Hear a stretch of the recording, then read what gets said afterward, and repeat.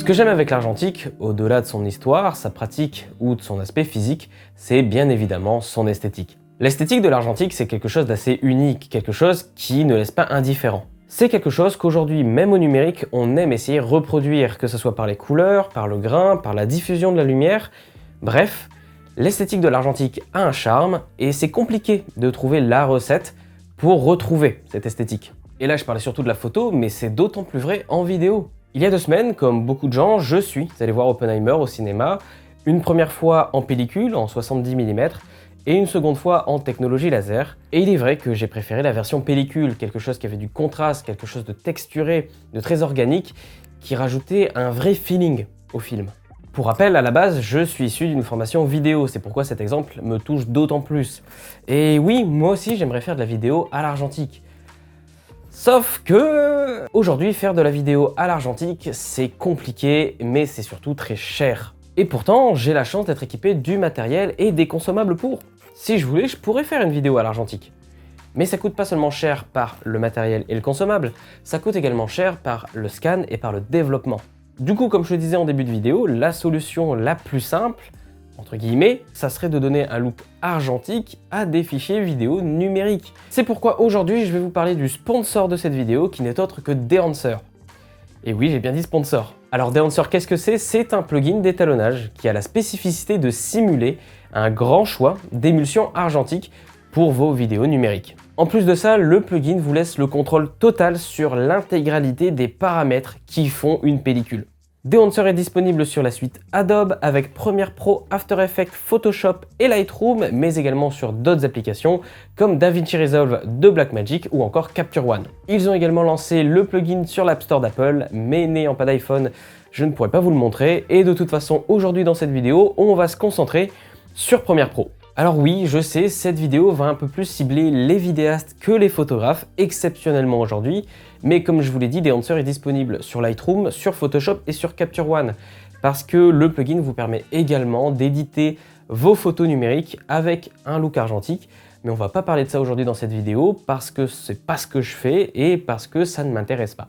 Aujourd'hui, on va parler de Premiere Pro, on va parler de vidéo, on va parler d'étalonnage.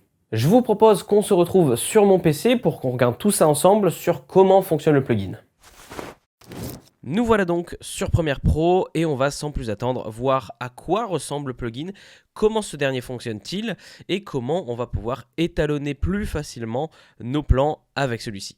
Alors avant toute chose, avant de commencer, il faut savoir que l'étalonnage ça demande du temps, ça demande énormément de patience, énormément de peaufinage. Étalonneur c'est un métier, il faut savoir s'armer de patience lorsqu'on colorise des rushs et je ne suis pas étalonneur, ce n'est pas mon métier. J'ai quelques bases en la matière mais je ne suis vraiment pas un professionnel de l'étalonnage. Et même si Dehancer est un plugin qui va nous permettre de plus facilement étalonner nos rushs, il va quand même falloir peaufiner derrière, ça reste un outil relativement puissant.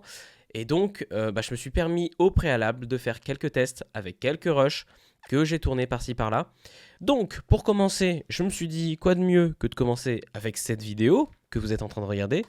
C'est pourquoi j'ai récupéré une image clé du rush qui a servi à l'intro de cette vidéo que voici.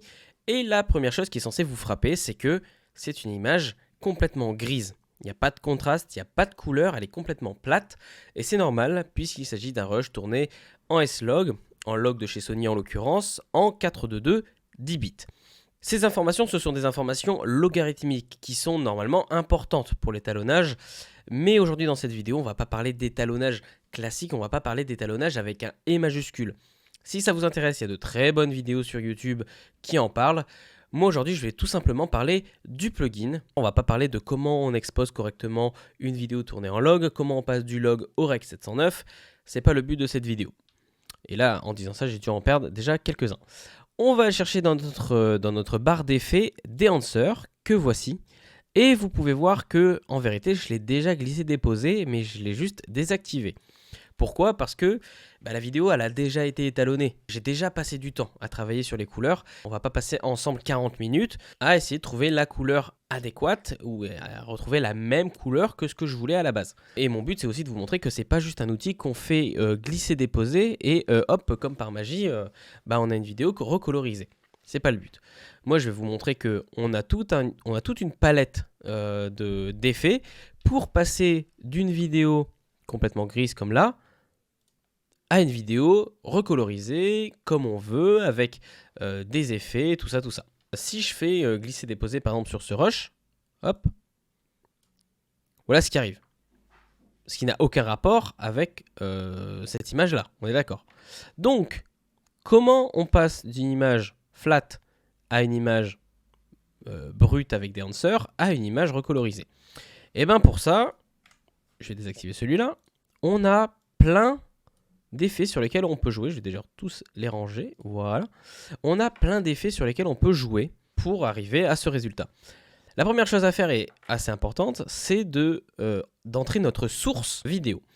Soit vous pouvez utiliser du Rec 709. Rec 709, c'est une vidéo classique, basique, sans mode de tournage au préalable. Ou alors une vidéo que vous avez déjà réétalonnée, au moins en termes de contraste, auparavant. Moi, ce que je fais, et c'est d'ailleurs un des paramètres qui est possible de sélectionner, c'est choisir une caméra. Et là, toute une palette s'offre à nous, de plein de références de caméra, de plein de références de flat, de log, tout ça, de caméra. Et nous, on va aller chercher la nôtre. En l'occurrence, là pour cette vidéo, c'est une vidéo tournée en Sony A7S III, S-Log Gamut Ciné. Et là, par exemple, j'ai fait une erreur. Cette vidéo n'a pas été tournée en 640 ISO, elle a été tournée en 12800. Voilà. Alors les gens peuvent me dire, ouais, 12800 c'est énorme. Il s'agit du dual ISO de la caméra, c'est normal. Faites vos recherches. Là, on va pouvoir jouer donc du coup sur notre entrée, hein, sur l'exposition de base, sur la température de couleur, sur la teinte pour rebalancer notre balance de couleur. Ensuite, on va pouvoir, et là c'est ce qui est intéressant, choisir le film qu'on veut simuler. Et là, on a un choix assez grand, hein, vous le voyez, de films. On a du film couleur, on a du film diapositive, on a du film en noir et blanc, hein, je vous laisserai regarder tout ça. Moi, en l'occurrence, j'ai choisi une émulsion Kodak Vision 3 250D, peaufinée hein, pour avoir ce résultat. On peut très bien avoir du noir et blanc, on peut avoir de la Cinestill 800T, de la 50D, de la Agfa, de la Fuji, de la Kodak. On a même un peu de Rolei là en dessous. On peut même choisir si on veut push ou non notre image, qui va du coup accentuer soit les contrastes, soit la teinte, hein, vous voyez. Hein. On a vraiment énormément de paramètres. Je ne vais pas rentrer en détail, je vous laisserai le soin de le faire sur d'autres vidéos ou via les tutos proposés par Dehancer. Nous, ce qui va nous intéresser sur ce rush, c'est évidemment le film, évidemment faire en sorte de réajuster les couleurs correctement, mais c'est surtout ces paramètres qui sont, à mon sens, très importants et qui font qu'on a une image assez quali, une image assez, alors je vais pas dire cinéma, je vais plutôt dire une image argentique. C'est le film grain, l'halation, le bloom, pourquoi pas le vignettage. Et je sais que sur d'autres applications, il y a d'autres paramètres qui rentrent en jeu. Sur Premiere Pro, on n'a que ça, mais c'est déjà pas mal. On va pouvoir gérer le film grain, donc le grain du film. Si on vient zoomer sur notre image, on voit que le grain est assez propre. C'est pas juste si j'utilise la fonction grain, enfin la fonction bruit sur Premiere Pro, ça n'a rien à voir avec ce qu'on peut avoir ici. Là, ici, on retrouve un grain assez fidèle à ce qu'on peut trouver via des négatifs. Et on va aussi pouvoir gérer d'autres paramètres très intéressants comme l'halation. L'halation, là, il est désactivé. Mais qu'est-ce que c'est l'halation? C'est l'effet qui fait qu'on a un halo ou non sur notre image, sur notre frange entre des tons clairs et des tons sombres. En l'occurrence, là, il est désactivé parce que c'était pas l'objet souhaité dans cette vidéo. Mais par exemple, si sur ce rush, je l'active, Enable, bon là, on peut voir que, si je viens zoomer, on a un liseré rouge qui vient apparaître. Et ça, on peut le voir plus facilement via le Mask Mode. Si j'active le Mask Mode, là, on peut voir là où joue l'halation. L'halation, voilà où elle se trouve sur mon rush. Sur tous mes contours, hein, et c'est le principe hein, de l'halation, hein, entre les zones sombres et les zones claires, et ben on voit qu'entre les zones sombres et les zones claires, on a cette halation. On peut choisir de l'activer, de la désactiver, hein, on peut choisir de vraiment la pousser au maximum ou non. Par exemple, dans Global Diffusion, si je veux, je peux vraiment la pousser partout Et là, bon, bah faut aimer quoi. On voit la différence, hein. Voilà. Un peu dans le même effet, on a aussi le bloom, là ici.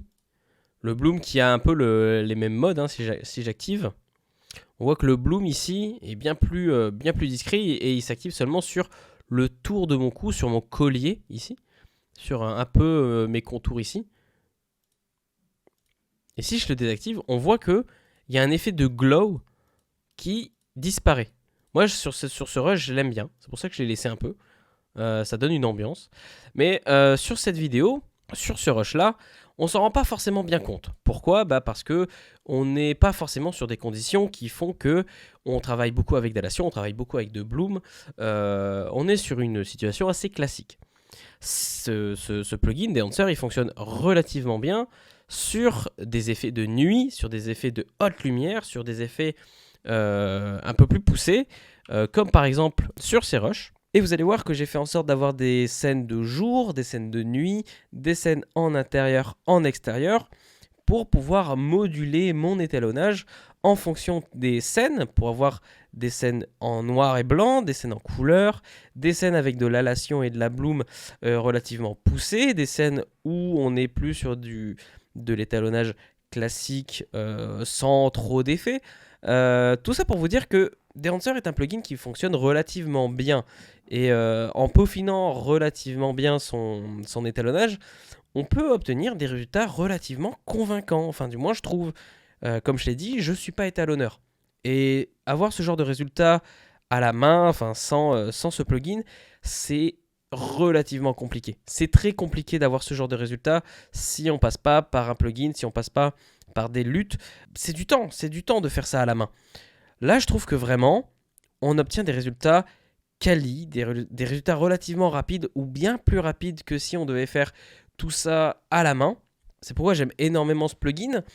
Et pour l'anecdote, il se trouve que avant d'être contacté par les équipes de Dancer, je connaissais déjà le plugin, j'avais déjà entendu parler du plugin, j'avais déjà fait mes recherches, j'avais également déjà fait mon essai gratuit d'une semaine parce qu'il faut savoir que vous avez sur le site un essai d'une semaine entièrement gratuit pour tester les fonctionnalités de l'application, enfin du moins du plugin, et j'avais été relativement convaincu. Le problème, c'est que bah voilà, au bout d'un moment, quand il faut commencer à y mettre le prix, quand il faut commencer à investir pour avoir des vidéos un peu plus quali, c'est toujours compliqué de faire le pas.